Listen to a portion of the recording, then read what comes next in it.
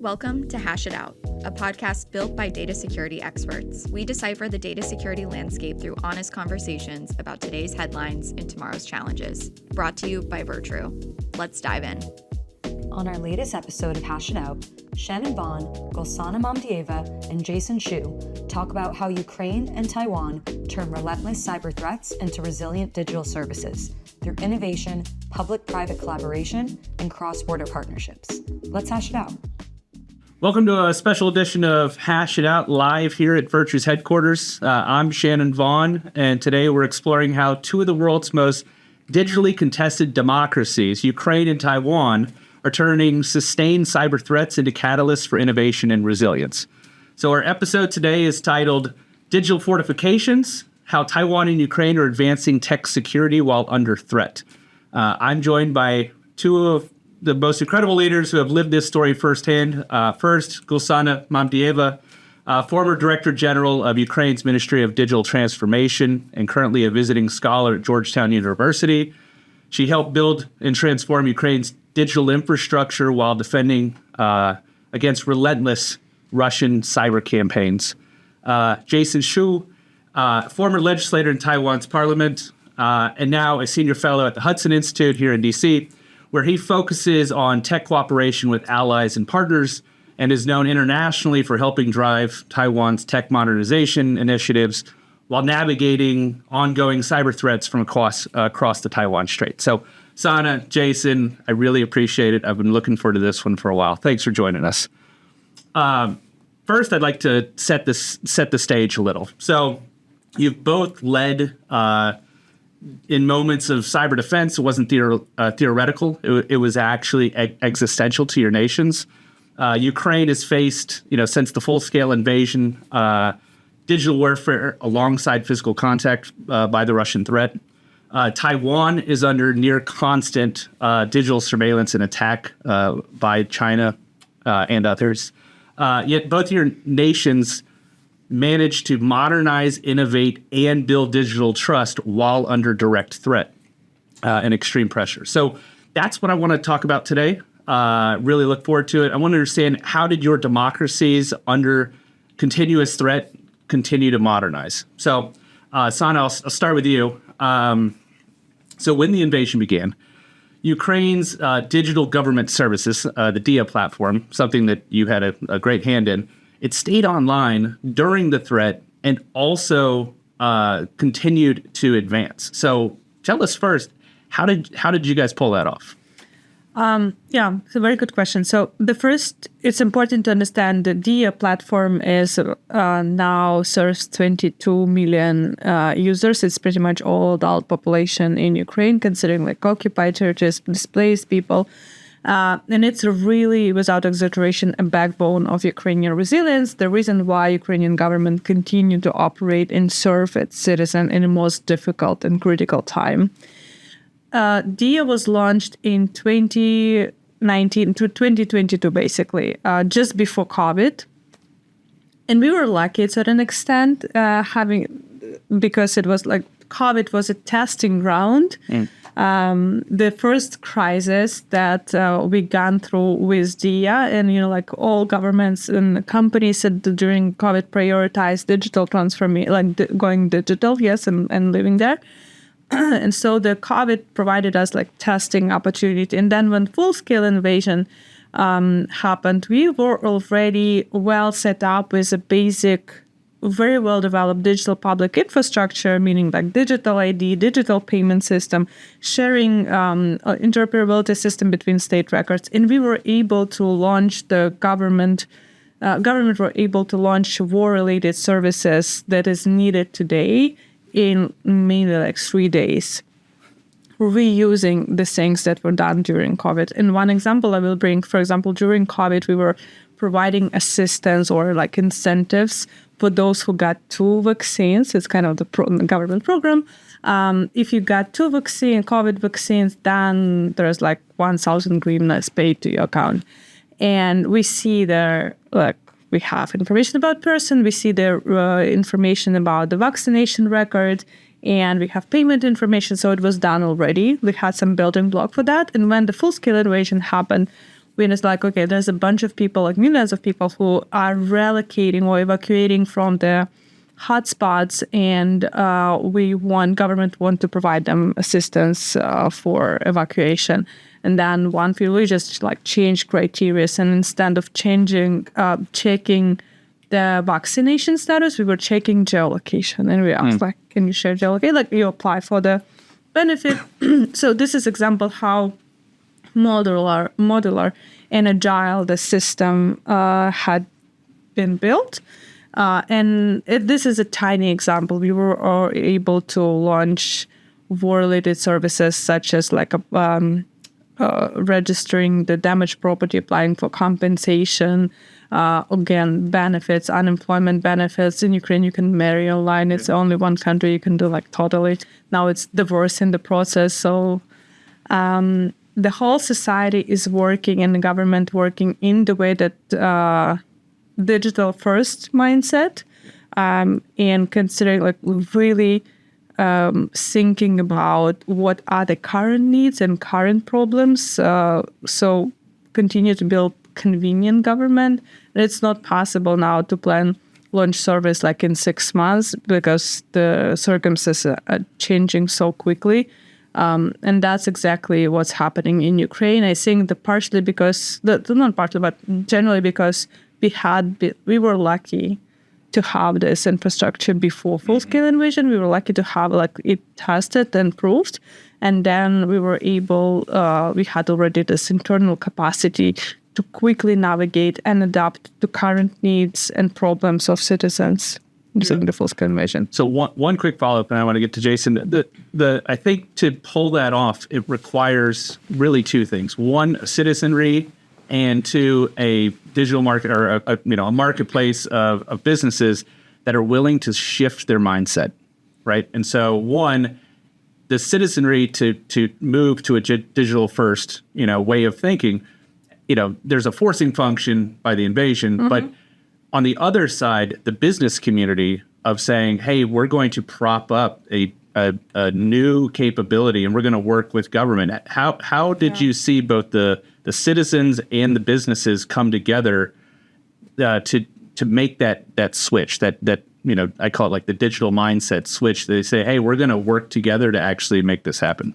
Yeah, so there's a lot about trust. Like the citizens are not using services that they're not trusting. Yep. And we launched small, like digital driver license and some like digital paying fines and adding more and more features. When it's convenient, like the philosophy under this is like it's convenient, it's for citizens, it's human-centered, quick feedback loop. We're like, you can write literally to the vice prime minister, I need the service in Facebook or Instagram, and there will be a reply. So there's like really quickly and immediately the needs goes to backlog. So that's very like human centricity, build a trust, I think. And when it's convenient, we also were like communicating a lot. There was a lot of myths, like, the government surveillance, the controlling everything. Like there's a lot of work to actually make people believe and see how, how transparent it is that, and how responsive the tool is to their need. And regarding the business, you definitely cannot escalate the scale without business. For example, business integrating the hotels, the hospitals, they're using DIA for example, like hotel using DIA for check-in. They're not scanning your passport physically. You just share digital passport with the hotel or the hospital. So there are like specific team dedicated in the government who are working with business, small, big, like any kind of business, who wanted to integrate DIA. And it was like airlines, trains, the transport companies, and so on. And it's actually when the incentive comes from government, the government is offering like this is opportunities, but then business comes to like, hey, we can think that we can do together this, and there are more use cases comes up. So I would say government providing the rails or the road, and the business then bring such a valuable insights and again like use cases that we were not thinking in the beginning about. That's interesting. I want to come back to that. But Jason, from a Taiwan perspective, and actually you just came out of Ukraine a few weeks ago, but from a Taiwan perspective, one of the things that I love that you said is, it's a war without smoke, right? Taiwan is under constant barrage, right? Whether it's crossing the ADIS, whether it's, infiltrating cyber networks. How has Taiwan done the same thing from a day-to-day resiliency standpoint inside the Taiwan, ecosystem or environment? Well, Shannon, thank you for having me here. And also it's a great pleasure to be with you here. I must begin by noting that what Ukraine has done is remarkable, and frankly, is a textbook material for all countries to learn from, especially countries that are now dealing with tangible and intangible threats around the world. And certainly, Taiwan is at the front line of facing this threat. As you have mentioned, I spent 10 days in Ukraine with General David Petraeus. We visited the front line, and we,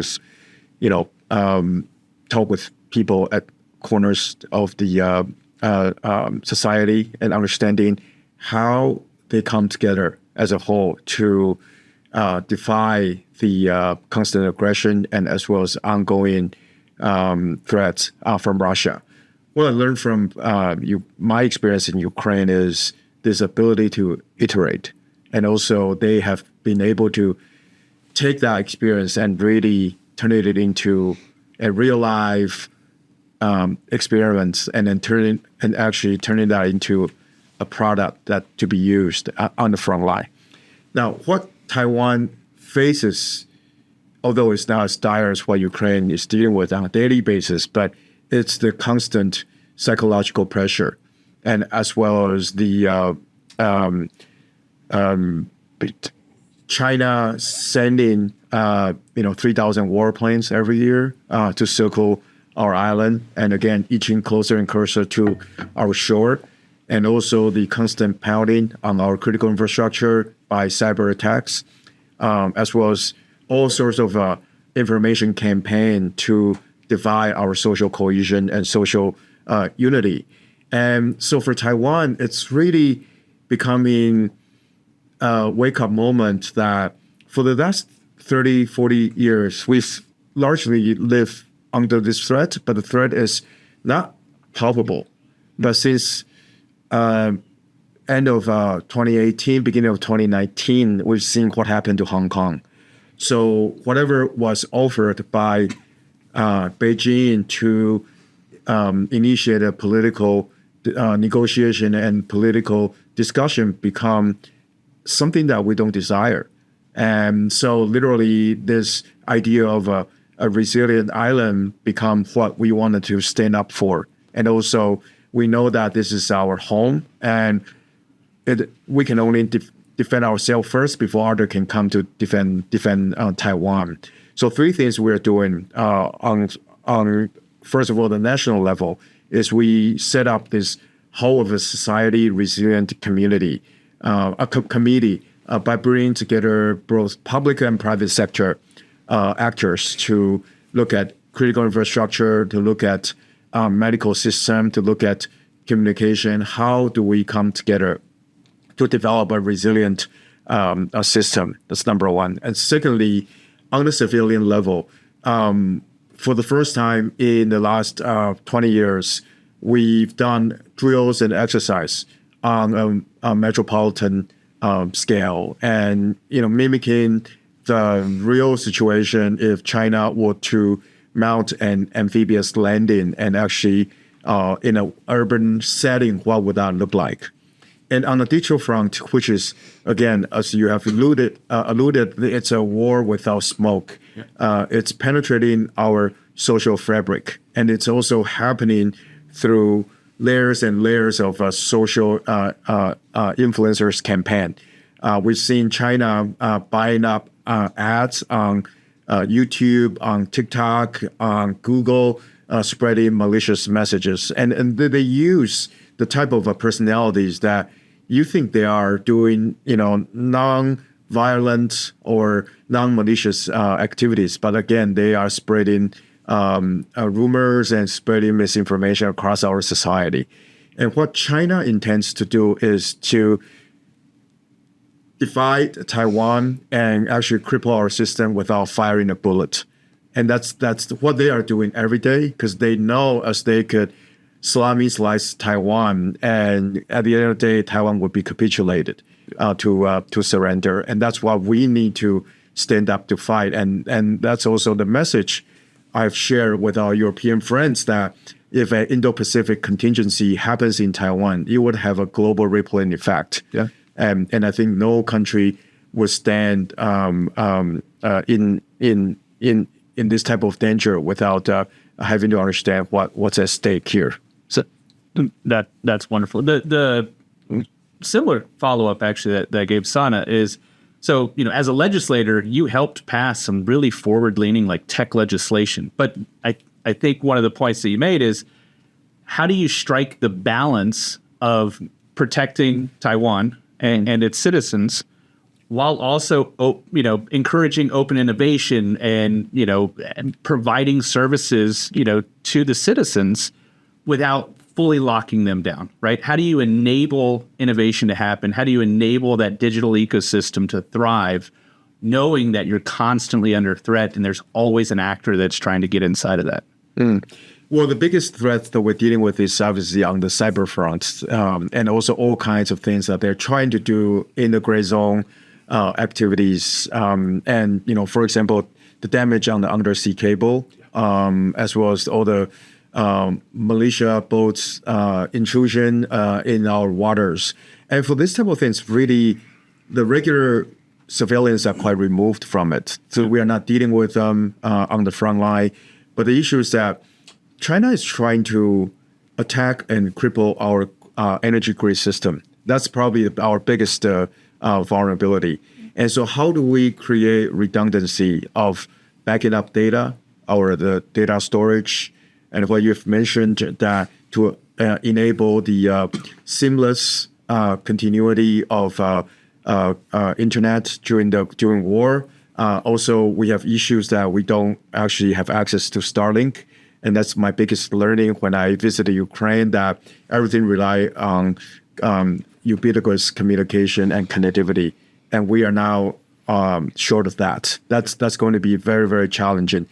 And secondly is that, how do we organize societies and also civilian groups into different nodes, that these nodes can be mobilized and activated during the crisis? What I learned from Ukraine is, when I visited, their drone army or drone regiment are somewhat a fusion of military and civilians.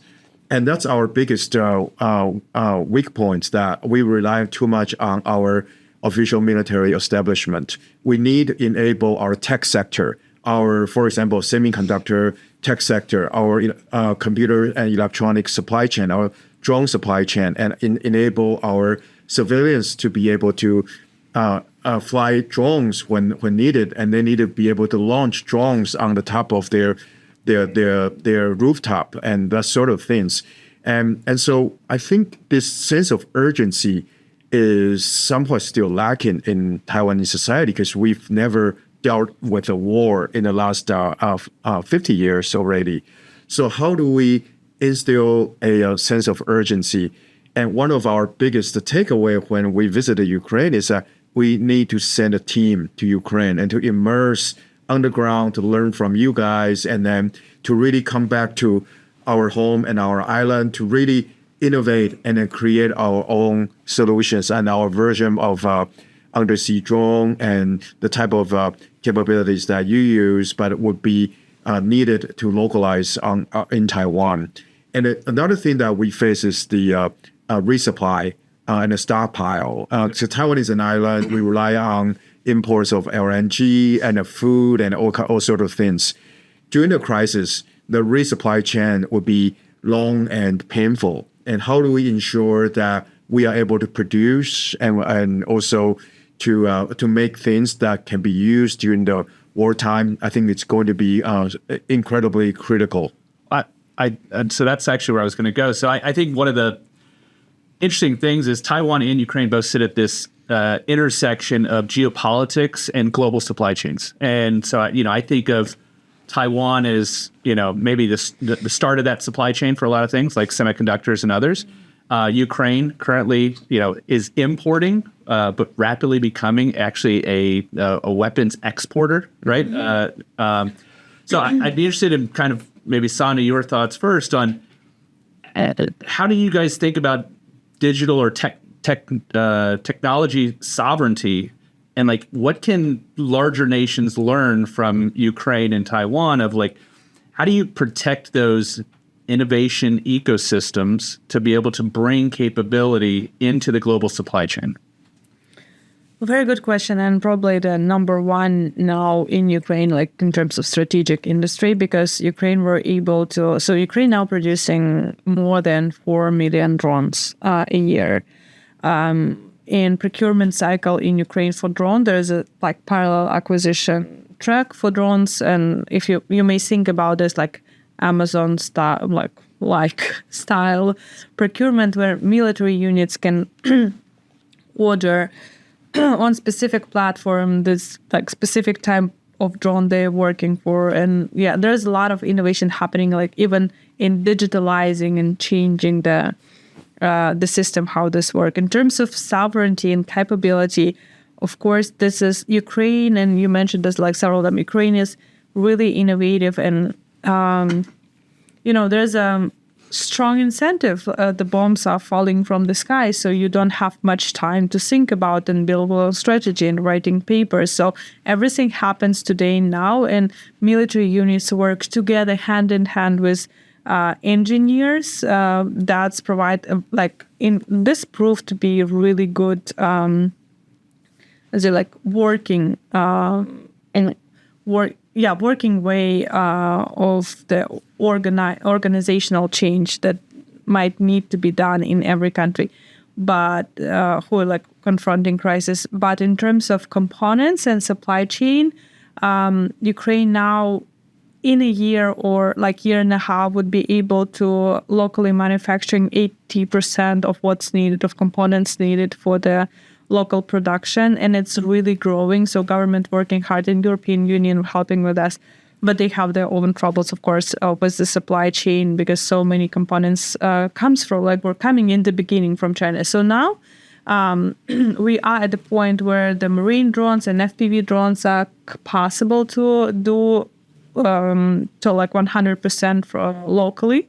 But however, we understand there are like this 20% of and it's connected to the rare earths that comes from China, and we continue to be like dependent on that.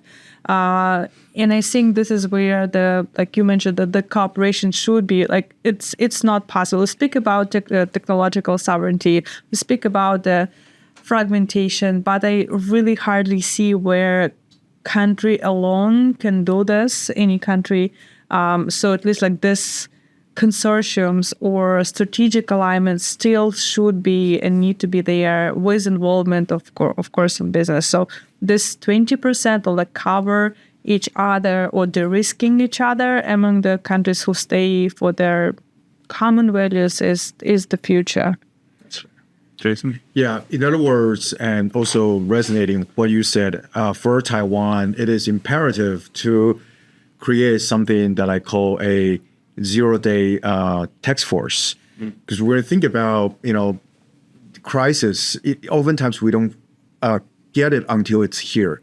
But then I think society doesn't organize itself to be prepared. So I think it's very important to develop a public-private partnership to set up a task force in a way to look at what would be needed at, it's literally the, 0 day from the stockpile point of view, from energy storage point of view, from supply chain resilience point of view, from how to basically mobilize our society point of view. And I feel that that's really lacking. At least there's a gap within our society amongst the civilian sector and the government sector and the military establishment, these three silos are functioning in isolation, and that's the biggest problem. And I feel like this idea of harnessing what has been happening in Ukraine, and then also embark the mindset of a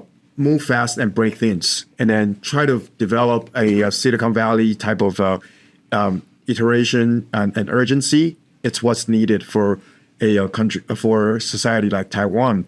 And people talk about a 2027 timeline, and it's Admiral Philip Davis has testified in the U.S. Congress that China is likely to have the capability to invade Taiwan in 2027. 2027 is not far away. It's less than 2 years from today.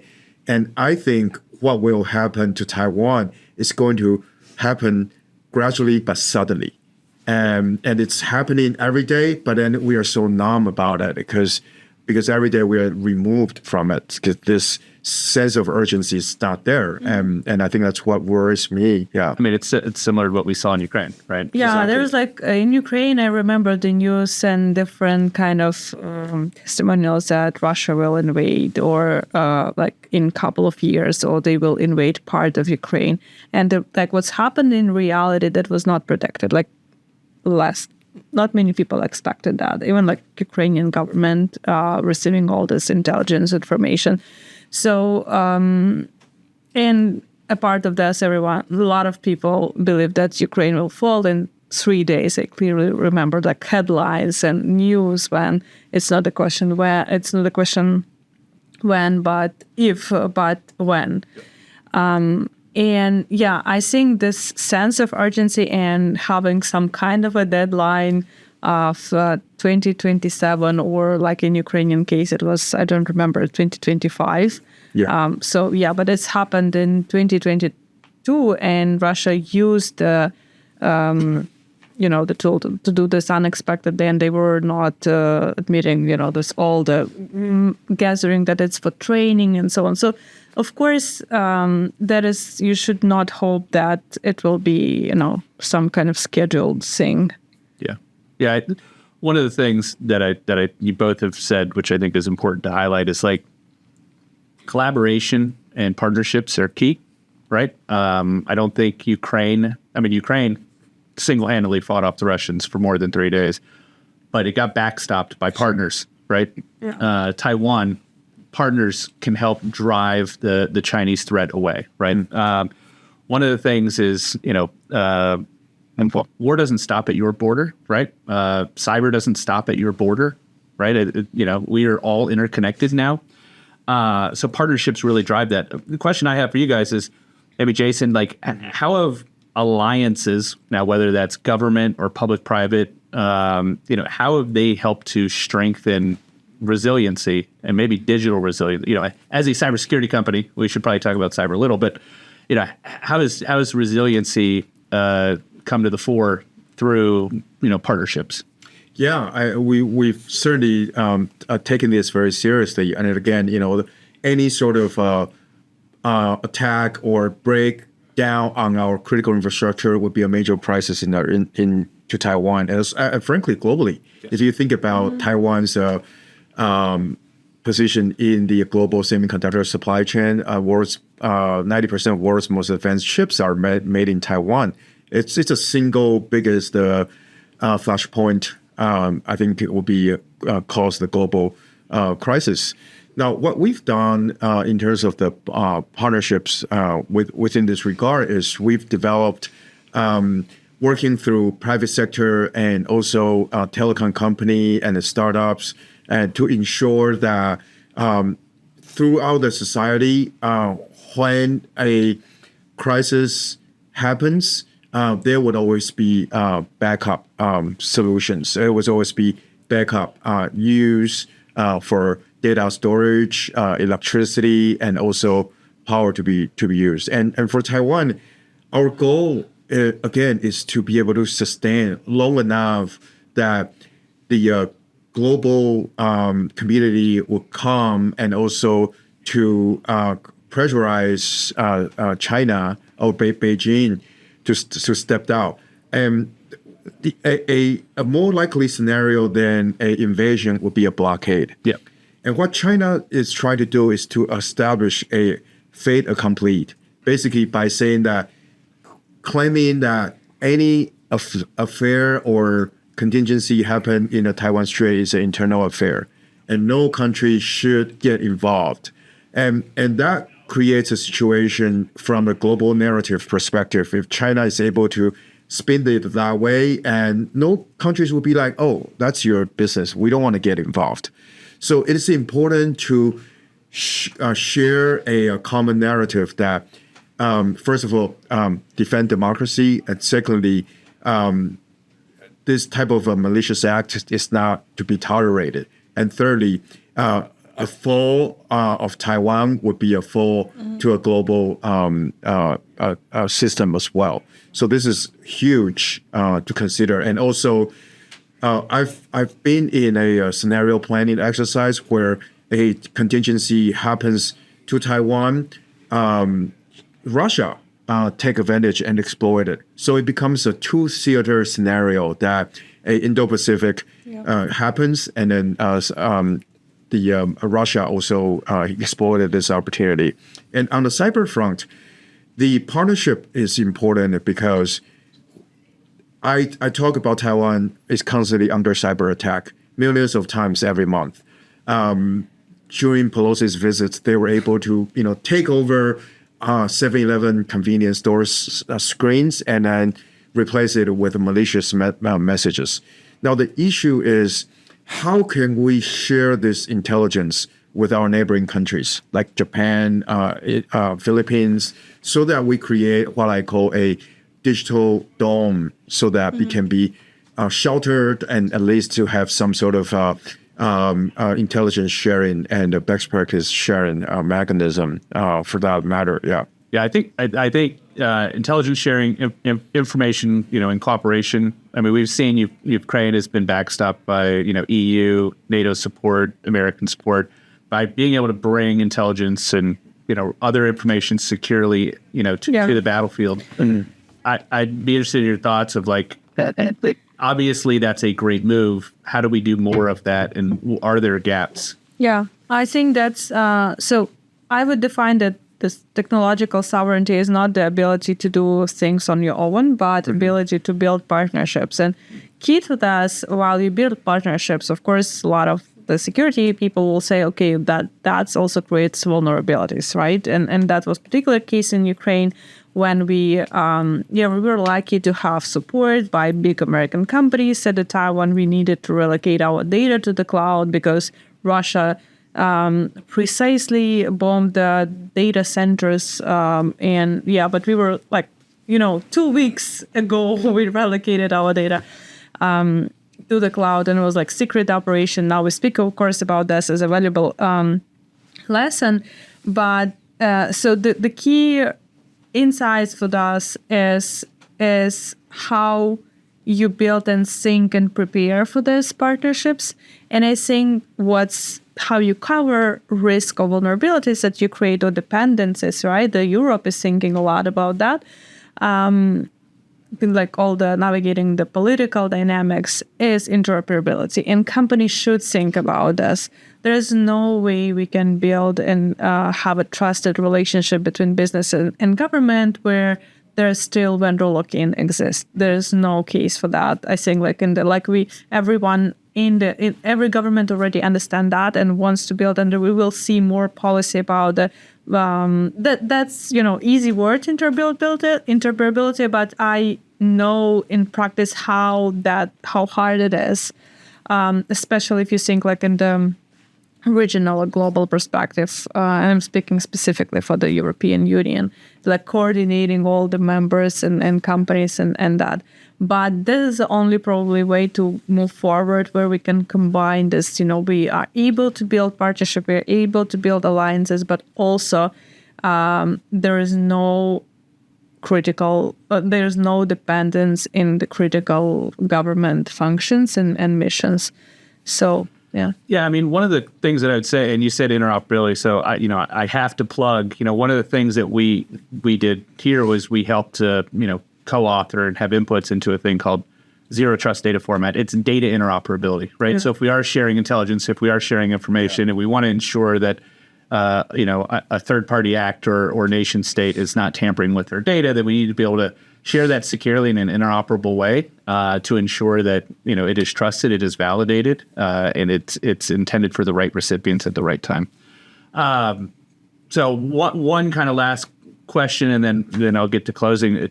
We are sitting here in D.C.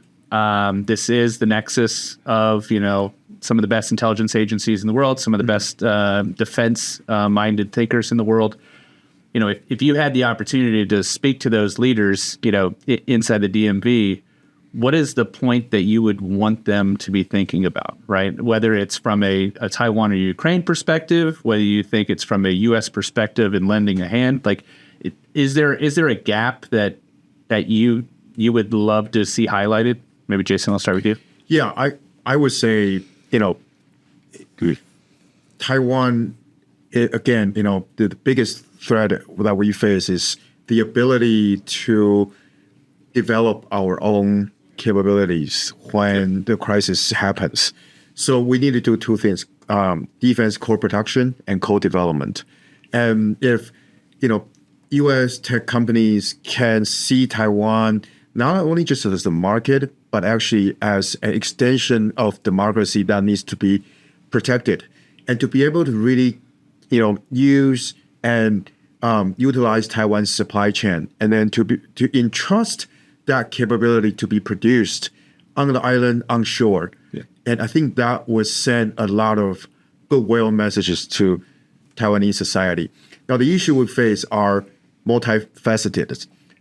One biggest issue that we face is China's psychological warfare and this spreading American skepticism. Yep. There's a growing sentiment that Beijing is spreading through various groups that America will abandon Taiwan when America onshore the chips to United States. And that's the day that Taiwan's silicon shield will disappear.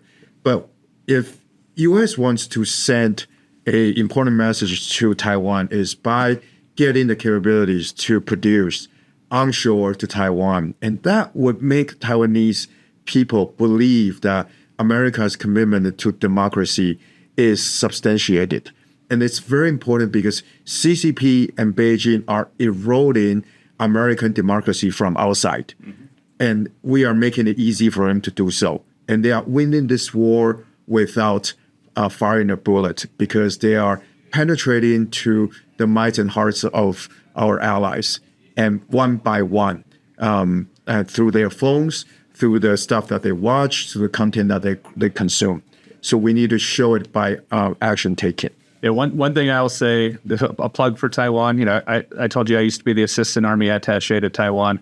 I've never seen, in the 70 countries I've visited, I've never seen a more robust democracy. It is shocking when you go there to see democracy firsthand and people really getting out and being forward. So a plug for any legislator who hasn't been, find a way to get there and see it firsthand. Sure.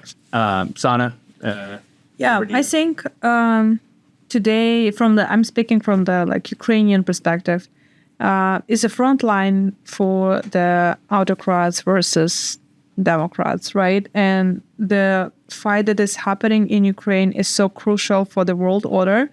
If you imagine Ukraine, because it's so black and white. If you imagine and that Ukraine will fall, that will change the whole landscape and geopolitical and balance of the power. And for sure, Russia will not stop in Ukraine.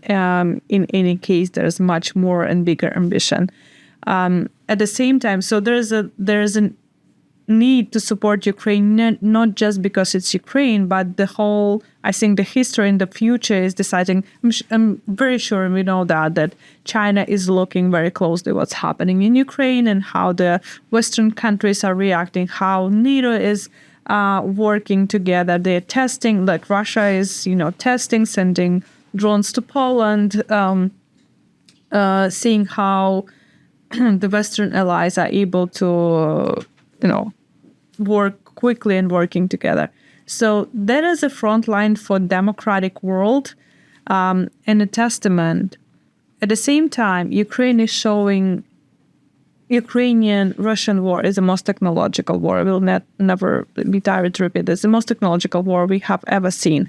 And the new doctrines and the new lessons are coming up because communication is a big deal. And other countries should come and study. And you already mentioned that. And it's, I think, a very right move to come actually study and see what's happening on the front line, how it works on practice.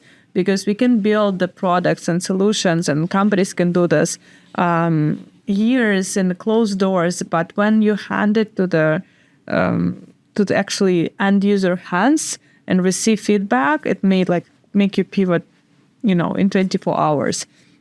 And it is super valuable. And what's important, Ukraine is very open to that, and we are constantly saying that this is lessons, and it's not just, see, come, and read some paper, but we also learning. Things are changing so much on the front line and every day. So that's, I think, two main blocks I want to speak about. That's to say that the fight in Ukraine is existential for democracy and for the global order, in how Ukraine will, whether Ukraine will be able to achieve just peace, not just surrendering, territory to the aggressor, tolerating it and being forced to tolerate aggressor, and also see what kind of a potential and innovation Ukraine is bringing to the world in terms in digital civilians efforts, but also military efforts. That's fair. Yeah, that's wonderful. And you actually touched on the last question I was going to ask is what lesson should every democracy learn from the shared experience of Taiwan and Ukraine? And I think you guys have hit that out of the park.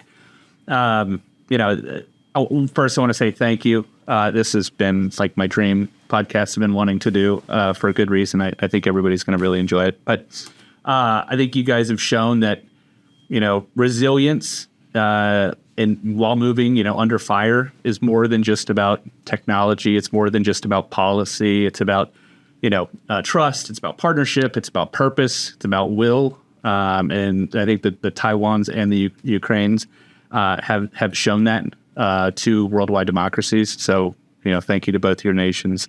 To our listeners, thanks for listening in from the front lines of digital defense, whether it's in Kyiv or Taipei. I think there's a lot of lessons to be learned, and I think we got a lot of great insights today. So, Jason, Sana, thank you so much, everyone. I'm Shannon Vaughn, and this is Hash It Out. Thanks for listening. If you enjoyed this episode, leave us a 5-star review, and don't miss us the next time we hash it out. Like, follow, and subscribe to us on YouTube, Spotify, and Apple Podcasts, all linked below.